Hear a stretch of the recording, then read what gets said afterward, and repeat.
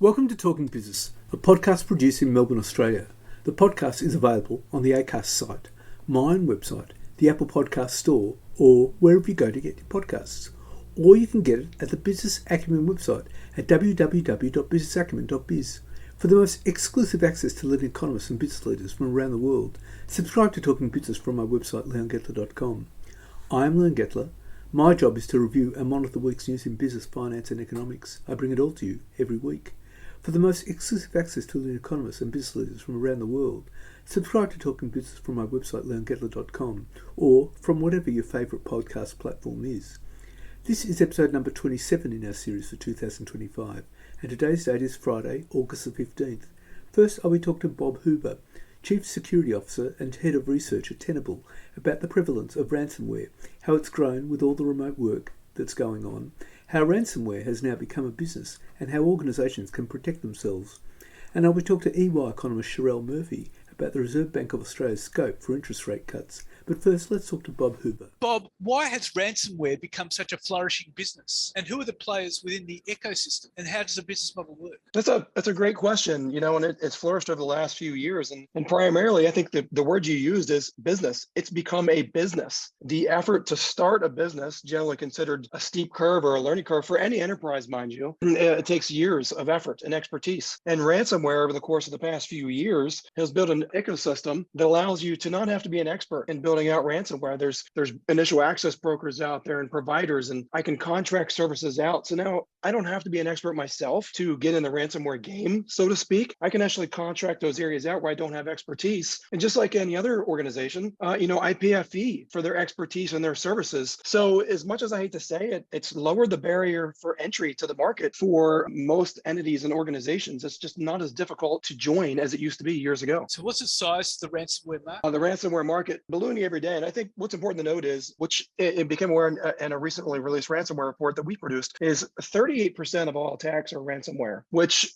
contrary to popular belief, ransomware makes news quite often. And I don't think people understand that the level of attacks, 38 out of 100 on average, are due to ransomware. So, day in and day out, it does make the media, it does drive a lot of press. We're building programs to reduce risk for the organization, not specific to ransomware. And those best practices, they drive our investments in risk. And on the flip side, the opportunity of into the hundreds of millions for ransomware to generate revenue, we're balancing that, right? So people have real financial drivers to implement ransomware or establish ransomware organizations, and we're competing against their investment on our side to try to defend against that. So, my guess is, at least in the near term, the market will continue to grow because the barrier entry becomes so low for most entities wanting to build out ransomware organizations that we will continue to see an uptick. And not only that, as we see economies and organizations that traditionally didn't have a digital footprint transform and adopt digital technologies and IT, the targets just proliferate, which means their targets of opportunity or their market is, in a business sense, I would say their total addressable market, it just grows day in and day out. So I see no reason why we'd see a reduction, even with our investments in defense in the near term, because not everybody's at the same maturity level as far as defending against ransomware. So I think the opportunity for the near term will continue to grow. So you're saying the ransomware attacks will continue to rise despite best efforts to curtail them? Absolutely. There's just so many organizations that, for one reason or another, it's not core to their business, can't make a commensurate investment in defending against ransomware attacks. And it's not a specific investment to ransomware itself. It's foundational cyber hygiene. And if you think about organizations that, whether they're nonprofits, charities, not critical infrastructure, that don't have mandates to make the investment, will they make the investment? And I'm sure they'd like to, but they compete against other business interests and risks. Economic downturn and pandemic, those are risks as well. So they have to balance all those risks and determine where cyber fits into their risks and what they're willing to accept or transfer. And oftentimes, especially for smaller organizations, they just can't make the commensurate investment to defend against those types of attacks. Well, that would suggest that a lot of organizations, that would include SMEs, need to actually invest in cyber education for executives. Would that be right?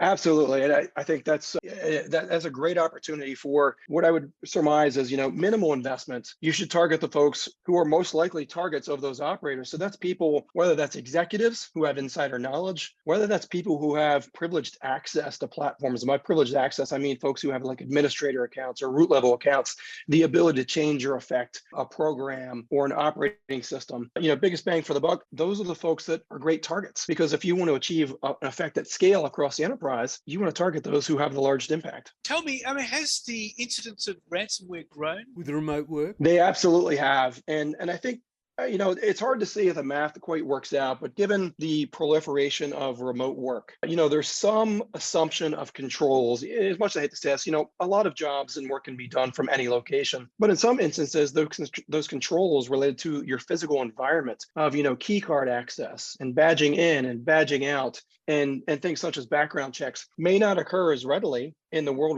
we found ourselves in. And not only that, people are working from home, from remote coffee shops, and from libraries, and wherever they can get an internet access point. And we've found now that employees do tend to travel as well. They can still do their work, but some of the controls you would traditionally have in an enterprise that are tied to certain types of access, consistent access through the facility or through a virtual private network, you don't have that when you move to the coffee shop. So there's many assumptions that we take for granted regarding not only physical controls, and that's not the panacea, that's not going to stop these things, but there's other technical controls that sometimes were developed for a time when we expected folks to be in a facility. And as we've migrated to a remote workforce, in many cases, we've had to loosen those controls to afford people to be able to work from wherever to continue operations for the business. What this seems to be is, from what you're describing, is an industrial revolution of global cybercrime. So what's the commodification of attacks and techniques used in this? Yeah, so what's been interesting is they don't have to be novel anymore. There's this idea, and a lot of times, and even in my own teams,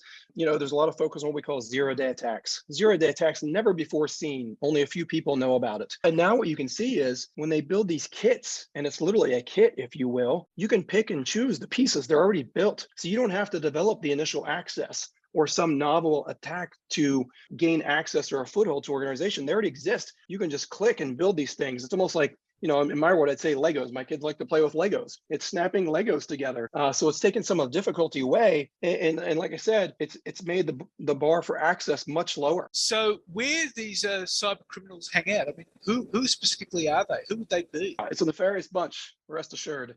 Most folks would assume, it's something related to nation state actors.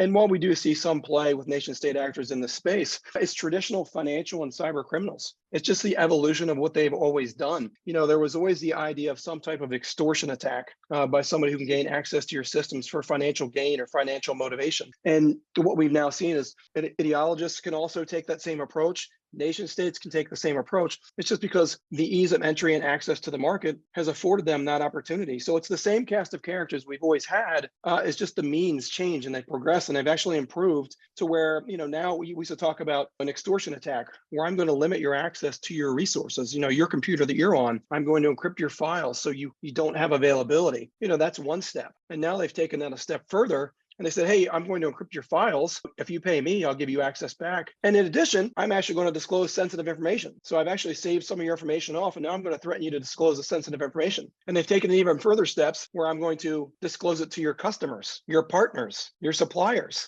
So, you can see how it's very quickly proliferated from what was, I wouldn't call it an emerging issue. It's been around for years, but something that we at least had our hands around to understand and scope the problem, to now something that we've got to pay attention to all the folks we interact with. And not only that, ensure they have controls in place. So our partners in supply chain as well, because they're part of our ecosystem and they're also part of our attack surface. Now, what's interesting is that this is very much a business. So would you have a situation where ransomware groups are bidding against each other to attract affiliates and offering a larger percentage of ransom payments? Do you have that? Yes, we do. So here's what's interesting about the way these gangs operate now is they don't have to go out and achieve access. They may already have access to a target you or many other actors are interested in. So if that's the case, now it does become a bidding war. And if there's some organization, some emerging topic that I'm interested in, and other actors are also interested in that. So think of something that makes the headline news and people want to target that organization in particular, the initial access brokers may already provide that that access, may already have access, and now they can bid up access to the folks who actually want to operate the ransomware. And that's something that,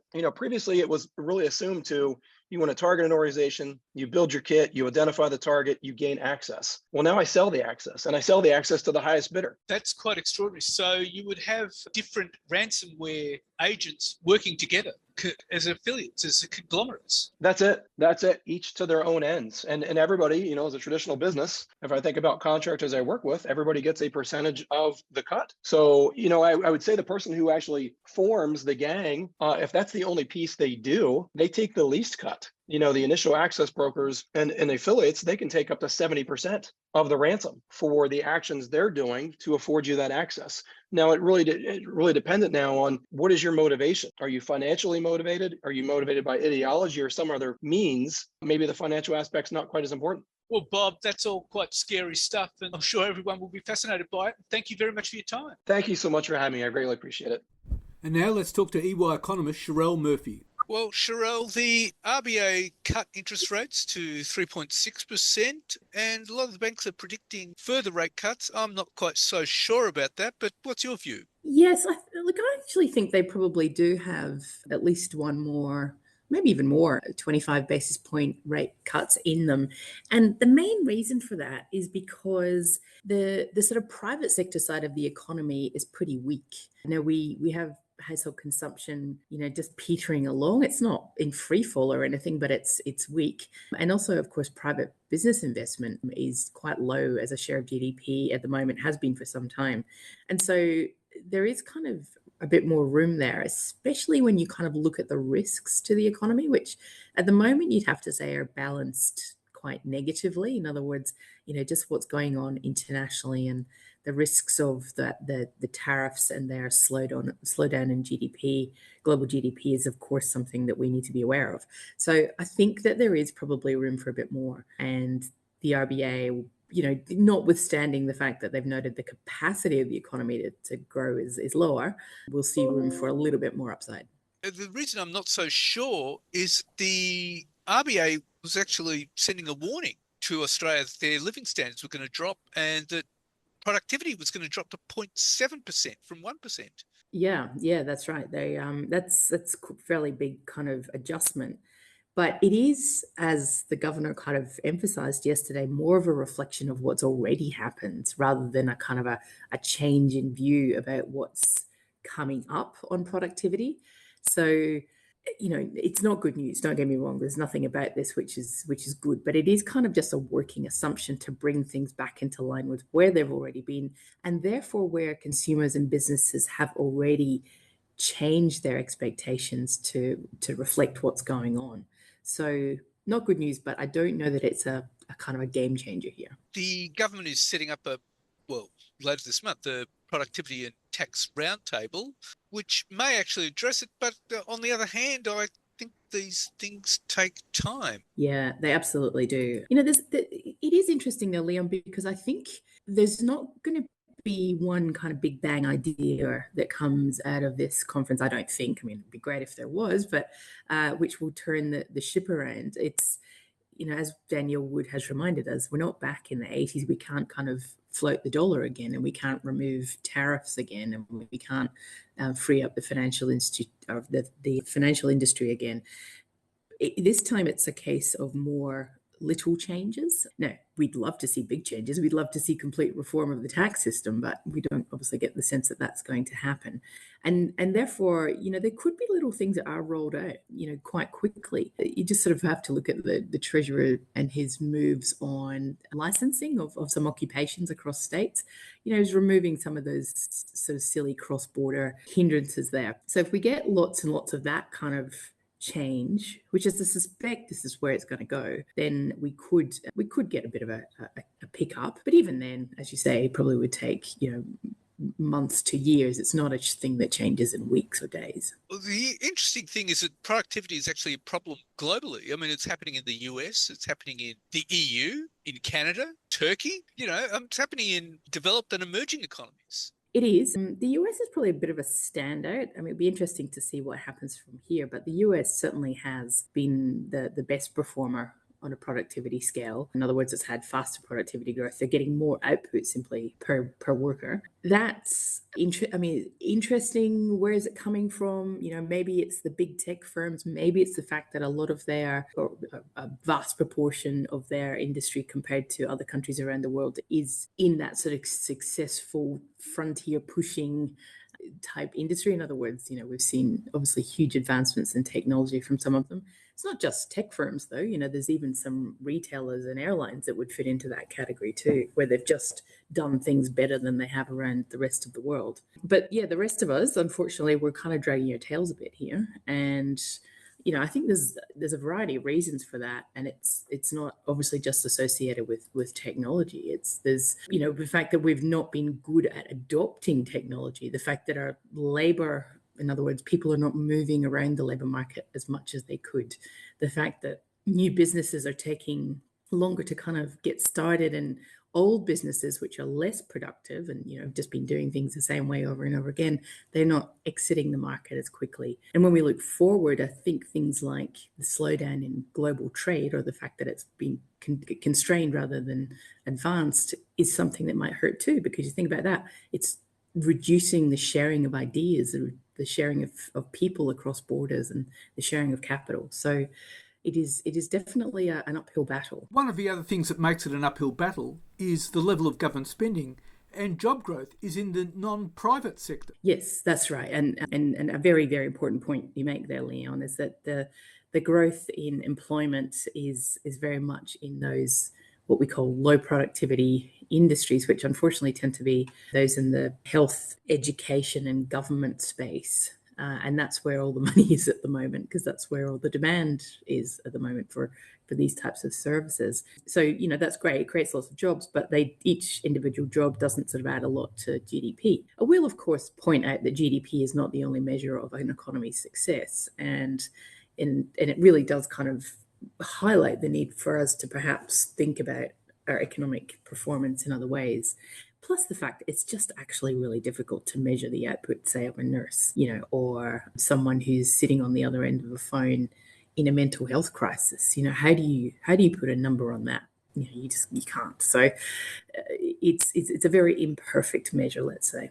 Indeed, but that's quite an issue. But a lot of banks are predicting several rate cuts. Again, I'm not so sure about that. I mean, they're predicting 3 and taking it down to, I think AMP was predicting 2.85% next year. I'm not so sure that's going to happen. Yeah, I think, look, I have sympathy for that view, Leon, in the sense that, when by definition, if your productivity rate is lower, your ability to sort of stimulate the economy into action is reduced, because you just get to the point where you hit the capacity constraint and then becomes inflationary.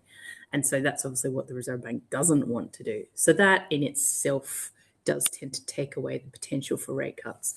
But I guess the argument is where is that line? And we can't observe it. There is no such statistic that you can pick up from the ABS, unfortunately, that tells you where that point is. So that's kind of called the economy's capacity, if you like, or the sort of maximum output that we can produce. So we need to kind of constantly, the Reserve Bank needs to really constantly monitor to see where that's at. But certainly we're not going to see the sort of growth rates that I remember seeing at the beginning of my career of 3% GDP growth was nothing special really back then, but now it would be. And we're certainly not going to see productivity levels about 2% for quite some time. No. In fact, if we can get to 1%, we'll be doing well. In fact, if we can get above 0 right now, we'd be happy. So, no, that's right. Not unless we kind of change things up, though, Leon. And this is where I guess the Productivity Commission's work and also the Economic Roundtable are perhaps our kind of best attempt at making a difference here, because that is also important to remember. This can be changed. It's unlimited, because essentially it means we need better ideas. We need to do things better. And I'm not just talking about the roundtable. I'm talking about you and me as we sit at our desks and make decisions and put together podcasts and write articles. We how can we do it faster, better, more effectively? We all need to be thinking about this. The other issue, too, that may or may not come out of the roundtable is tax reform. I'm, again, not that optimistic about it because there's all sorts of suggestions, and particularly around GST, which I think is kind of locked in at 10%, but that's my view. But what's your view about that? Yeah, look, I agree.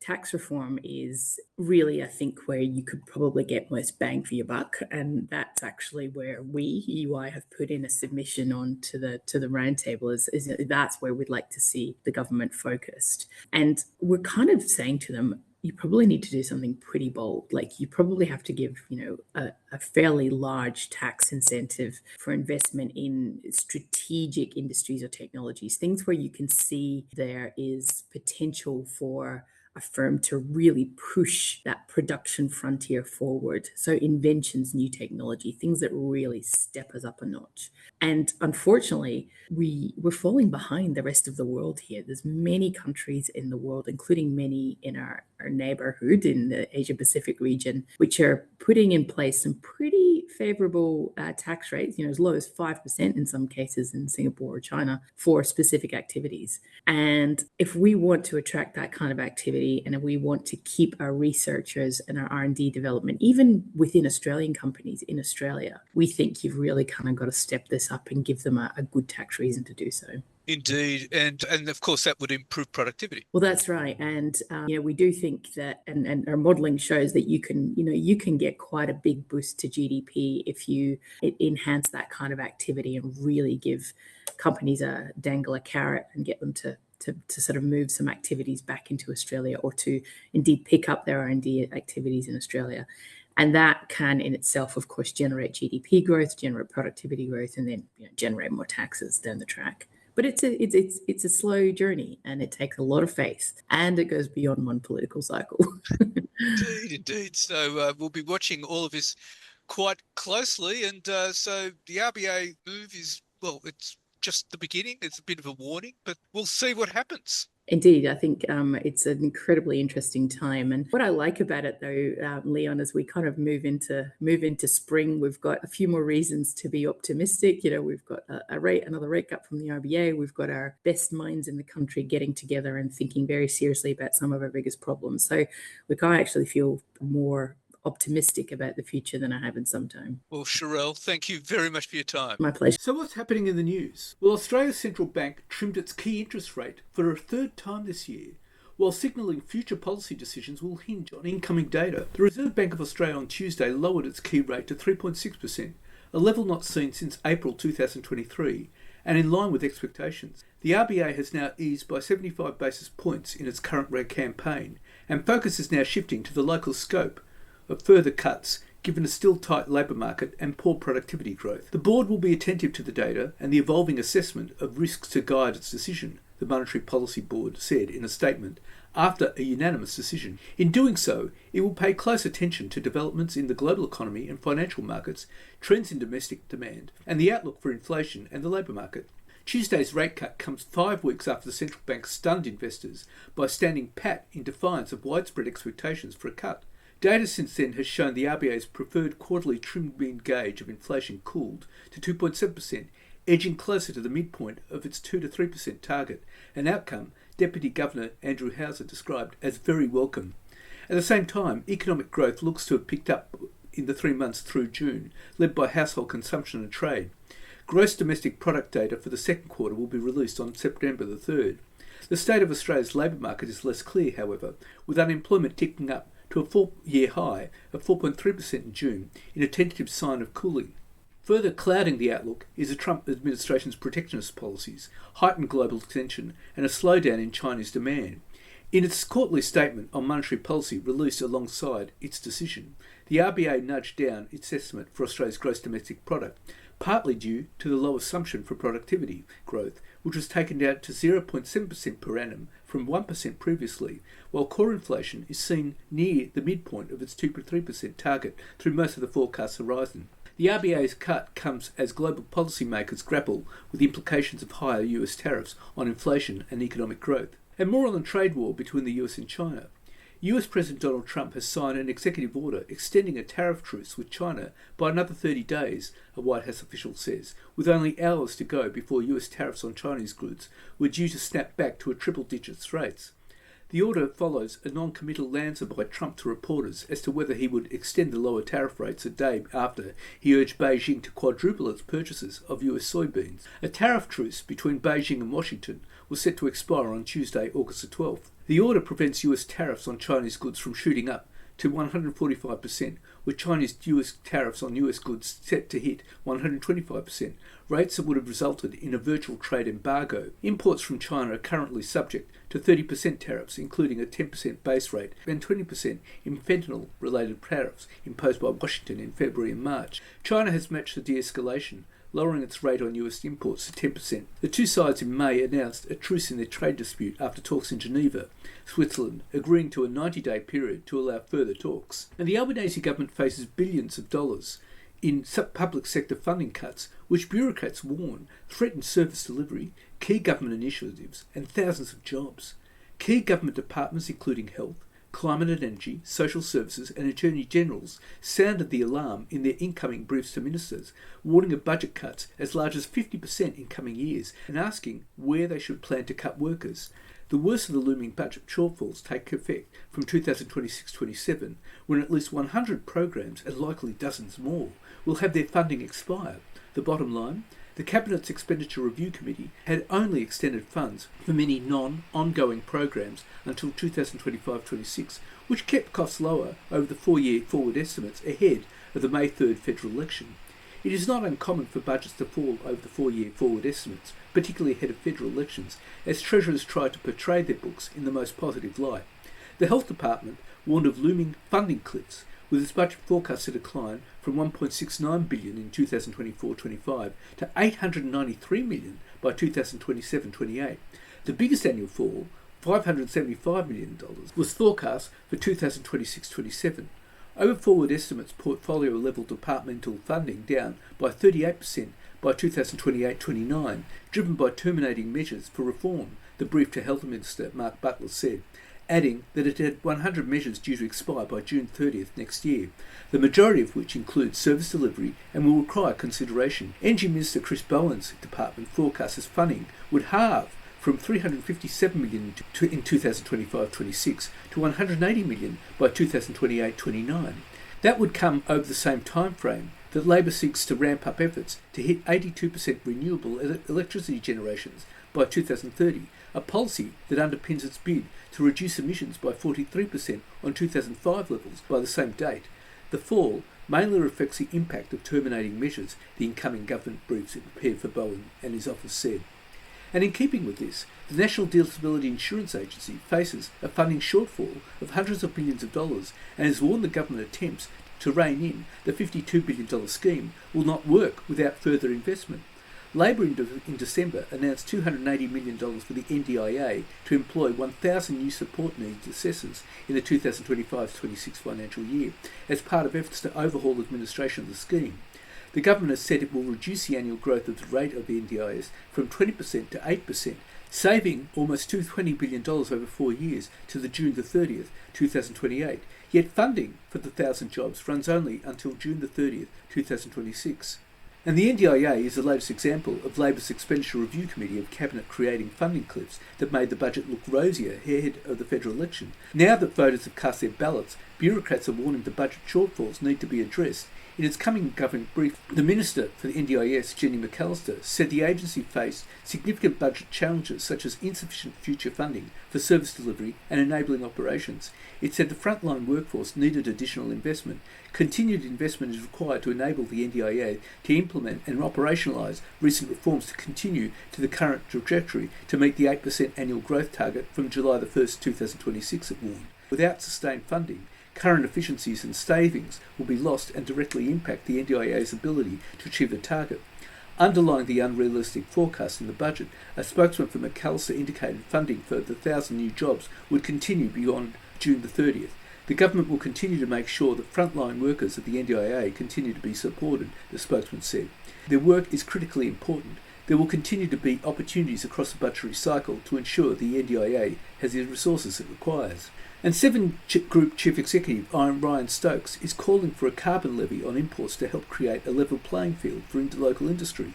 Mr Stokes argues a border carbon adjustment, BCA, similar to a levy the European Union applies, is justified to equalise costs between Australian producers and competitors overseas with lower emission standards.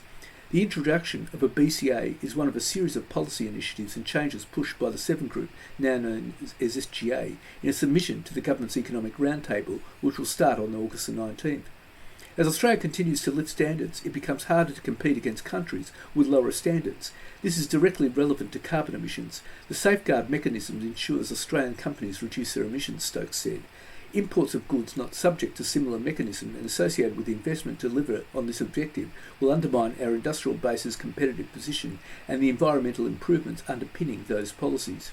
And Labor is poised to dump proposed new laws to regulate artificial intelligence as Prime Minister Anthony Albanese's caucus splits on whether to clamp down on the sprawling technology.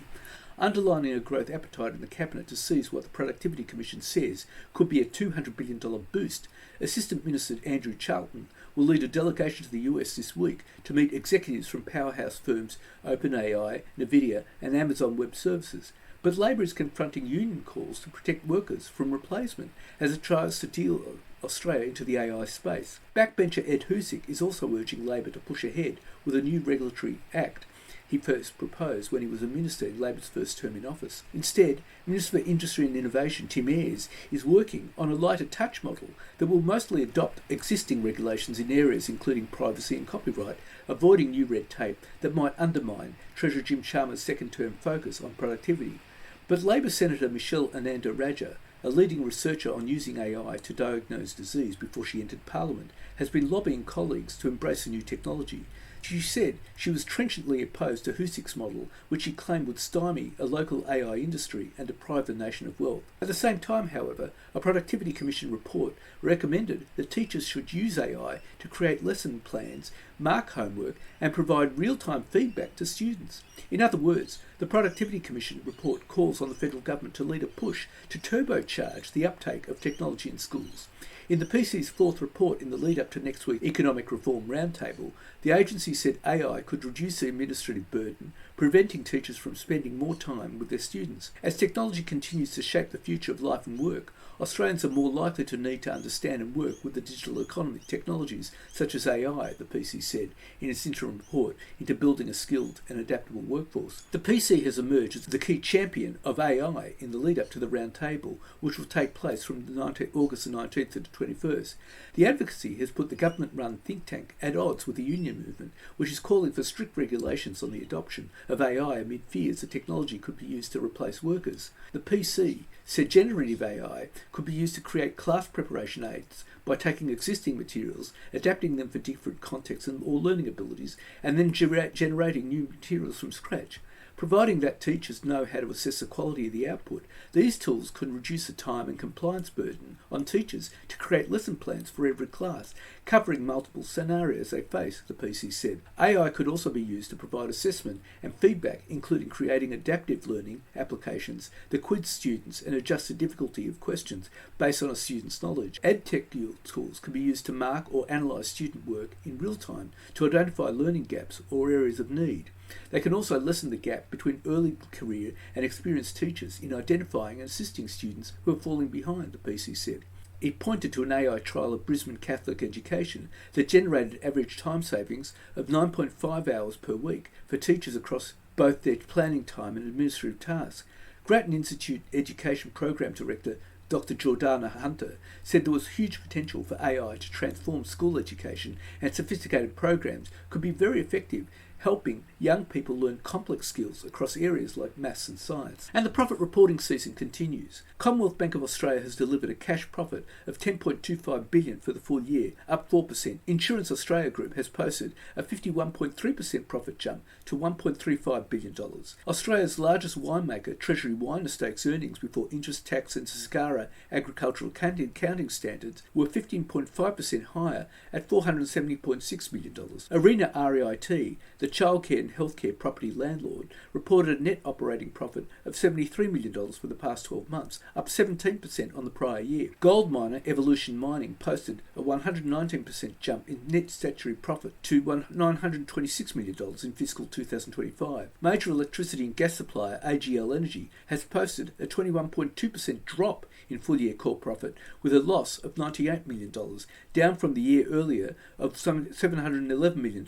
Emotive, which specialises in automotive products, booked a loss of $106.3 million from continuing operations. Computer Shares Management EBIT rose 17.4%, $411.9 million. Car Group has reported a 10% increase in net profit after tax to $275 million in the 2025 financial year. JB Hi-Fi's underlying earnings rose 9.4% to $694.1 million for the year ended June 30th. Its net profit was up 5.4% to $462.4 million, which was dragged lower due to a one-off payment for the settlement of the ACCC case brought against the Good Guys in 2024. Dexus Convenience Retail REIT reported net profit after tax of $39.4 million for FY25, up significantly from $3.4 million the previous year due to property valuation. Dexus Industria REIT posted a statutory net profit after tax of $84.2 million, reversing last year's $11.8 million loss due to property valuation gains. Financial services software technology provider Iris reported an unchanged statutory net profit after tax of $17.3 million for the 6 months to June 30. Charter Hall Social Infrastructure REIT returned to profit in the 2025 financial year, booking a $71 million statutory profit compared to a loss of $19.6 million in the prior year. Seven West Media made just $17 million in profit. Seven's revenue fell 5%, while profits were down 63%. The company once again did not declare a dividend. Seven Group Holdings, the industrials conglomerate concluded by the billionaire Stokes family, posted a 5% uplift in statutory profit of $486 million for the 2025 financial year, as its Boral and Westtrac units drove earnings growth. Coal miner Coronado Global Resources has crashed to a US $172.4 million, that's $264.7 million Aussie, loss for the 6 months to June 30. NBN Co's annual net loss has narrowed by 10% to $963 million. Accounting firm Kelly Partners posted a 3.2% fall in full-year profit to $3.41 million for the 2025 financial year. Leading family safety and connection app Life360 had an 85% increase in adjustable EBITDA to $20.3 million. Renewable energy and carbon abatement company LGI reported a 14% increase in EBITDA to $17.4 million. And that's it for this week. And next week, I'll be talking to Matt Masson, CEO of CT Partners, Australia's most influential, independently owned travel buying network, representing 33 of the country's largest independent corporate travel management firms and premium leisure agencies. Together, they manage travel for more than 1.4 million Australian travellers annually. We'll talk about what business leaders should review in their travel program this EOFY and emerging trends in corporate and premium travel in FY26. And I'll be talking to independent economist Saul Leslake about what we can expect from the government's productivity and tax summit. For the most exclusive access to leading economists and business leaders from around the world, subscribe to Talking Business from our website leongettler.com or from whatever your favourite podcast platform is. If you like Talking Business, please leave us a review with Apple Podcasts. Thank you in advance. In the meantime, you can find me on Facebook, Twitter, or X it's now known, Instagram, LinkedIn and YouTube. If you want to contact me, email me at leon@leongettler.com. I answer all emails. Also in my spare time, I have a copywriting business. If anyone needs newsletters, blogs, articles or advertorial, email me. Looking forward to the next episode of Talking Business next week.